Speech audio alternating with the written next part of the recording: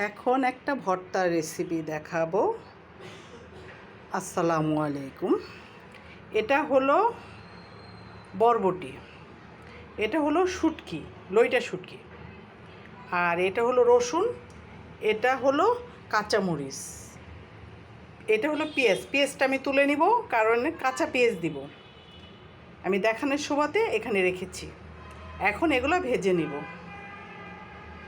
আরেকদিন আমি ভর্তা রেসিপি দিয়েছিলাম বরবটি দিয়ে, সেটা হলো চিংড়ি মাছ দিয়ে। আজকে হলো লইটা শুটকি দিয়ে।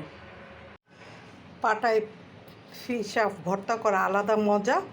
পিষা এই শুটকিটা তেলে ভেজে আগে বেটে নিব, তারপরে এগুলা সব এটা বাটবো, তারপরে পেঁয়াজ দিব। এখন বাটা শুরু করলাম।